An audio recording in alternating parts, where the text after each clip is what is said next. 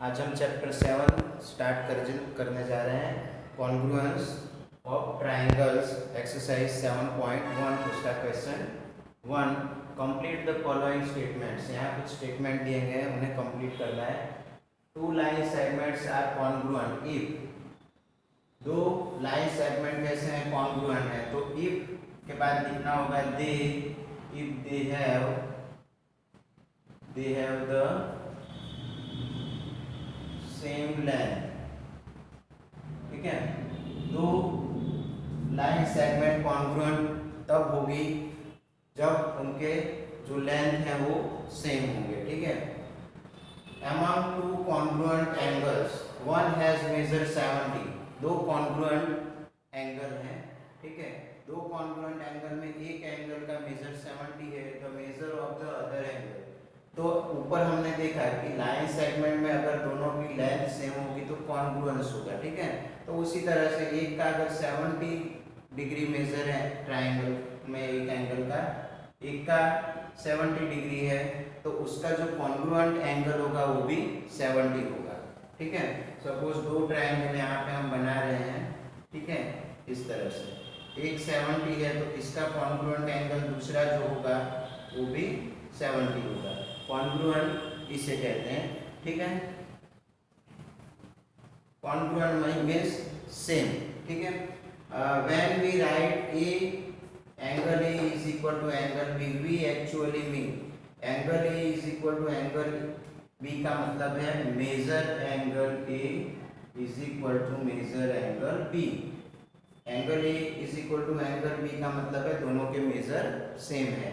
ठीक है, give any two real life example for congruent shapes. Congruent shapes के example देने हैं, हमें दो एग्जाम्पल देने हैं।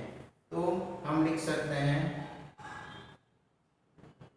2 10 रुपीज नोट्स। ठीक है, हम अगर दो 10 रुपीज की नोट्स लेंगे तो वो दोनों कॉन्ग्रुएंट होंगे। ठीक है, तो इसमें भी हमें ध्यान रखना है कि अभी 2 10 रुपी नोट्स की हमने बात किया। ठीक है, तो अभी 10 रुपीज की नोट नई वाली भी आ रही है, पुरानी वाली भी आ रही है। तो उस टाइम हमें कॉन्ग्रुएंट देखने के लिए क्या करना पड़ेगा? तो अगर नई लो तो दोनों नई ही लो, पुरानी नोट लो तो दोनों पुरानी नोट्स लेनी है। ठीक है, और दूसरा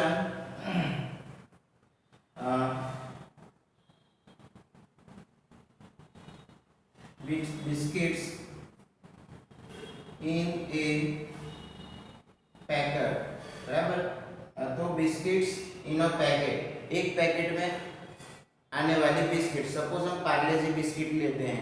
ठीक है, तो पार्ले जी बिस्किट जो होता है वो दोनों का कैसा होता है? शेप सेम होता है, तो वो दोनों कॉन्ग्रुएंट है। उसी तरह से दूसरा बिस्किट भी हम ले सकते हैं, जैसे बॉनबॉन आता है, तो बॉनबॉन में देखोगे तो उनके भी शेप कैसे होंगे? दो अलग बिस्किट के सेम होंगे। कोई भी बिस्किट लो, एक पैकेट में आए हुए सारे बिस्किट, उनमें से दो बिस्किट लेके कंपेयर करेंगे तो वो कैसे होंगे? कॉन्ग्रुएंट शेप्स होंगे। और ये नोट की बात की तो नोट में भी क्या होता है? पुरानी नोट 10 रुपीज की बड़ी आती है साइज, और नई वाली छोटी आती है। तो हमें कॉन्ग्रुएंट करने के टाइम दोनों क्या करना है? या तो दोनों ओल्ड नोट लो 10 रुपीज की, या तो दोनों न्यू नोट लो। ठीक है, तो इस तरह से हमें कॉन्ग्रुएंट में सेम साइज होना चाहिए। ठीक है, सेम मेजर होना चाहिए। यहाँ पे लाइन सेगमेंट की बात की है तो उनका लेंथ सेम होना चाहिए। एंगल की बात की है, कॉन्ग्रुएंट एंगल, तो एक 70 है तो उसका कॉन्ग्रुएंट एंगल 70 होगा। ठीक है, तो इसी तरह हम अपने मैथ्स की टेक्स्ट बुक की बात करें। ठीक है, दो अलग अलग टेक्स्ट बुक लेंगे तो वो दोनों कैसे होंगे? कॉन्ग्रुएंट होंगे। ठीक है, तो इस तरह से उसे कॉन्ग्रुएंट कहा जाता है। यहाँ पे क्वेश्चन नंबर 1 और 2 कंप्लीट हो रहा है, आपको कॉपी कर लेना है। ठीक है,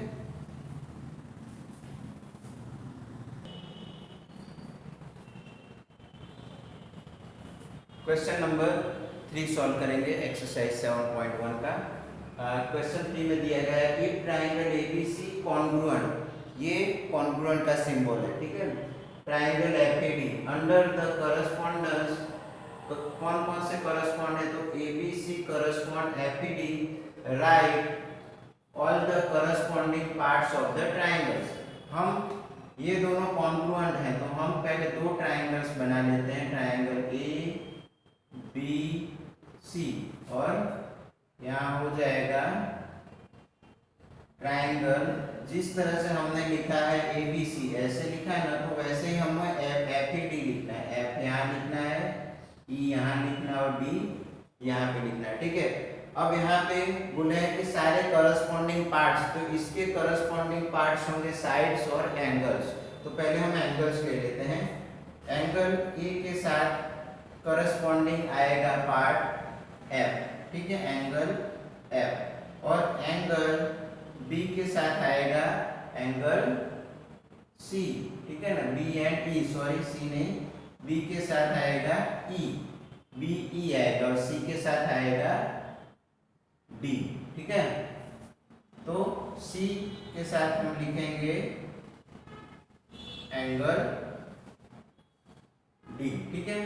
अब उसके बाद करस्पॉन्डिंग पार्ट्स की बात करें तो अभी हमने एंगल्स कौन कौन से करस्पॉन्ड वो लिख दिए। अब हम साइड्स लिखेंगे। इन ट्राइंगल में 3 साइड्स भी हैं, तो ए बी के साथ करस्पॉन्डिंग साइड आएगी एफ ई, ठीक है। तो A B correspond F E लिखना है। फिर बी सी के साथ आएगा ई डी, ठीक है, B C correspond E D, और ए सी के साथ करस्पॉन्ड आएगा एफ डी, ठीक है। तो इस तरह से हमें 6 करस्पॉन्डिंग पार्ट्स हैं वो हमें शो करना था, ठीक है। तो आपको कॉपी कर लेना है, ये बहुत ही इजी है करस्पॉन्ड बताना, ठीक है। तो आप कॉपी कर लो, फिर करेंगे नेक्स्ट क्वेश्चन।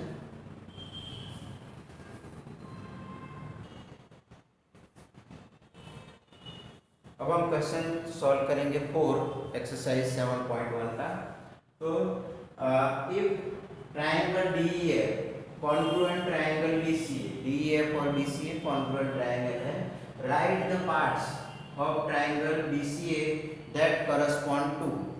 तो BCA के साथ कौन सा पार्ट्स करस्पॉन्ड है वो हमें बताना है। तो पहले हम डायग्राम बना लेते हैं दोनों ट्राइंगल के, उससे जल्दी हमको आइडिया आ जाएगा किसके साथ कौन सा करस्पॉन्ड है। DEF और दूसरा ट्राइंगल है, अब हमने DEF ऐसे लिखा है तो BCA भी हम ऐसे ही लिखेंगे, BCA। अगर हम DEF और BCA ऐसे लिखेंगे तो ही हमें उसके करस्पॉन्डिंग पार्ट्स मिलेंगे, ठीक है ना। तो जब भी हम कॉन्ग्रुएंट बताते हैं तो ये DEF हमने एंटी क्लॉकवाइज लिखा है, ठीक है।